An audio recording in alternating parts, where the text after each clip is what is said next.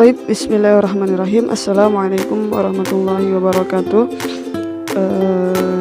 Sebelumnya saya ucapkan terima kasih kepada Pak Batsy Chandra selaku dosen pengampu mata kuliah Maharo Al-Kalam dan sekaligus Kaprodi Pendidikan Agama Islam Sekolah Tinggi Ilmu Tarbiyah Islamic Village.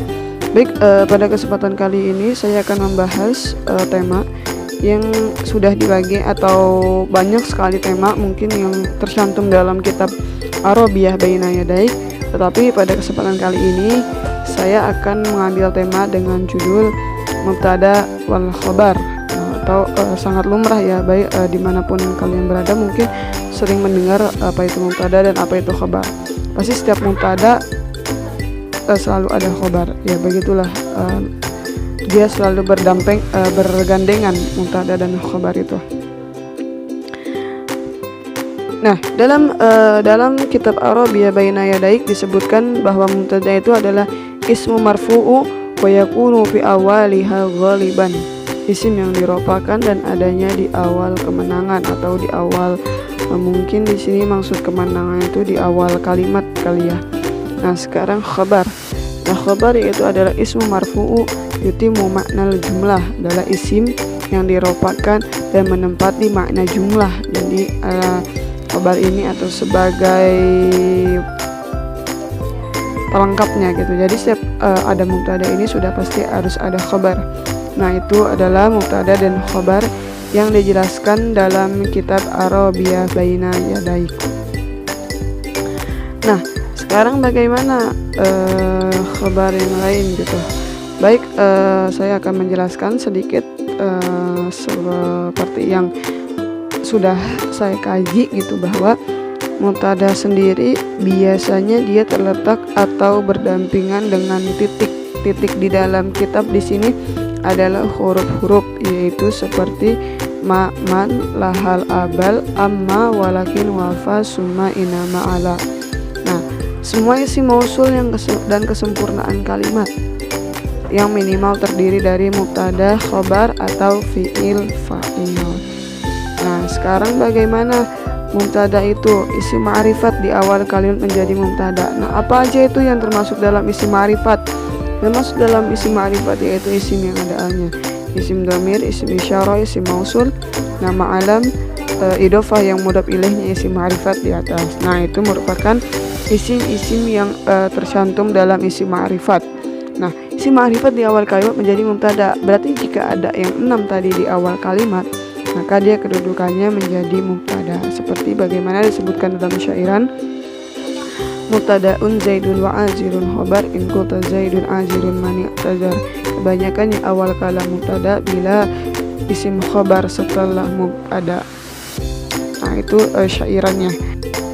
Bagaimana hukumnya mubtada? Hukumnya mubtada sendiri yaitu adalah rofa, hukumnya rofa.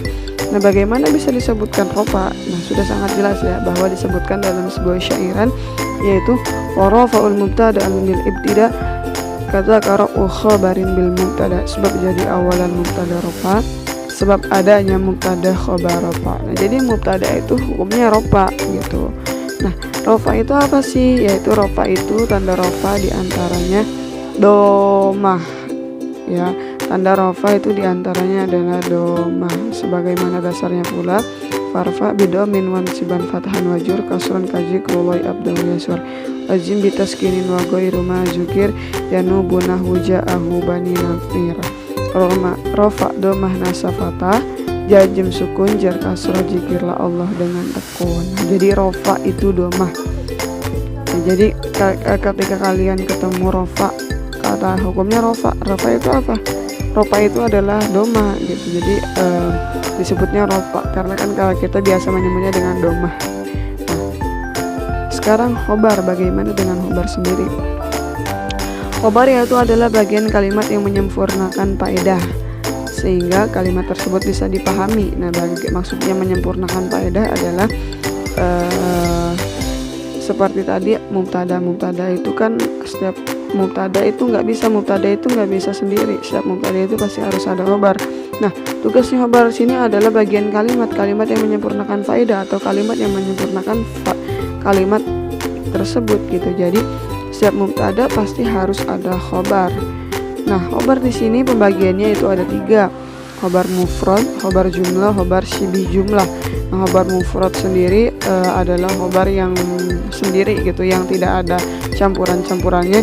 Khobar jumlah dan khobar syibih jumlah biasanya dia yang terdiri dari jumlah ismiyah ataupun jumlah fi'liyah. Nah, bagaimana hukumnya hukumnya khobar sendiri?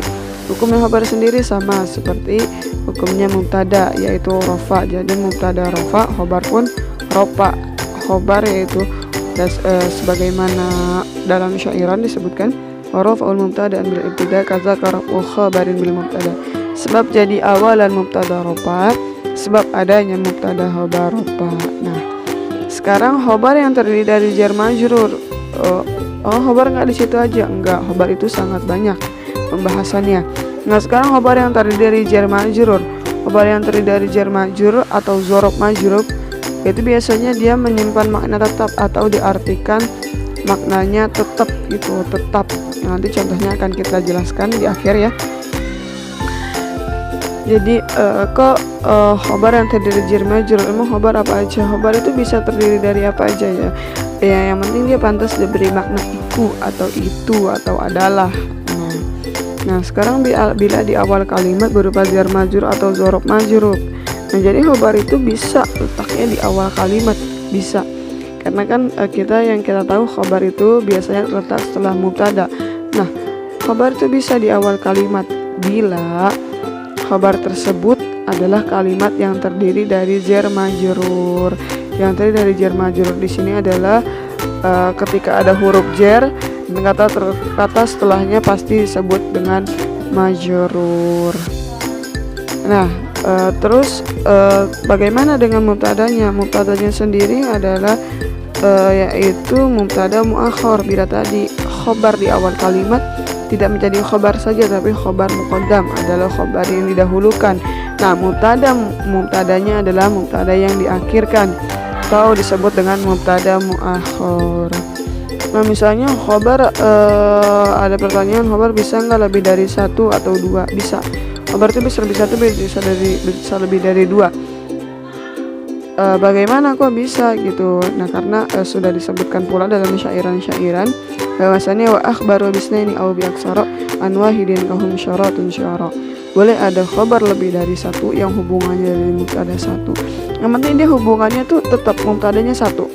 Khobarnya bisa itu lebih 1, 2, 3, 4, 5. Yang penting memiliki arti itu dan memang pantas terletak setelah mubtada. Nah, itu beberapa pembahasan terkait mubtada dan khobar. Nah, sekarang kita kembali ke awal kalimat yang tadi mubtada yang berupa isim ma'rifat di awal kalimat. Tadi ada 6 dan kita bahas satu-satu ya. Nah, sekarang mubtada yang berupa nama. Mubtada yang berupa nama adalah contohnya Wallahu muhitum bil kafirin. Wallahu muhitum bil kafirin.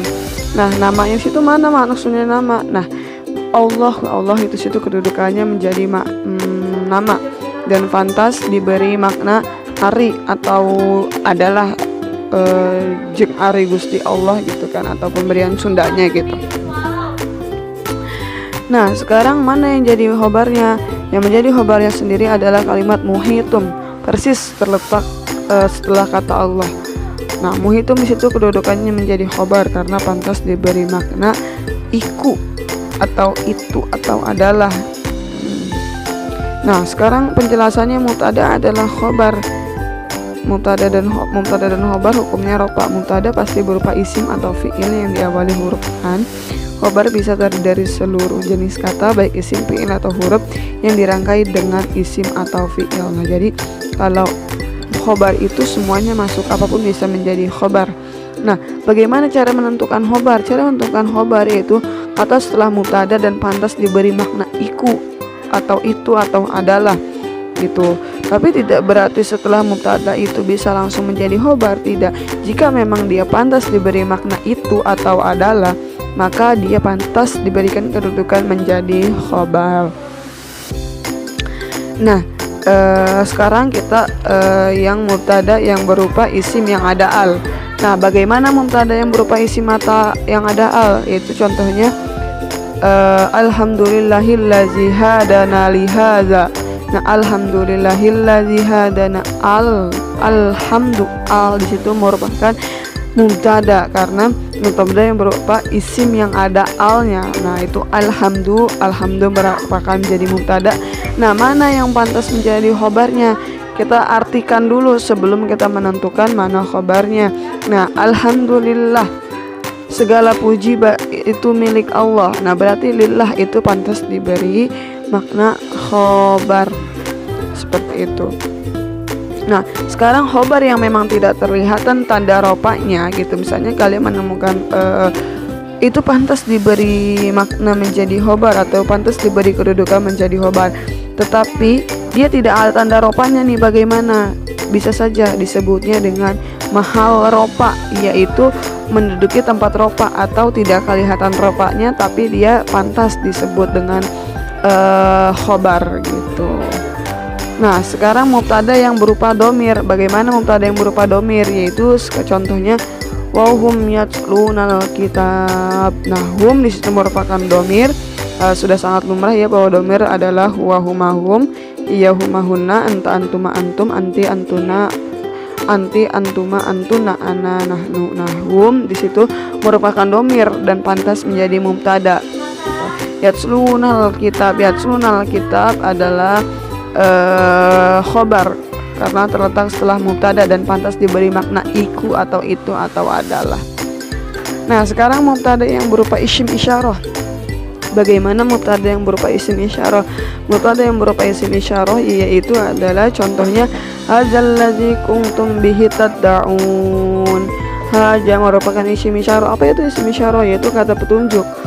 Isim isyarah terdiri dari haza, hajani, haula'i, hazihi, hatani, haula'i, tilkatani, kaulaika, hunalika, sammaha, hunana. Itu merupakan isim isyarah atau kata-kata petunjuk. Nah, sekarang lanjut mubtada yang berupa isim mausul. Nah, apa itu isim mausul?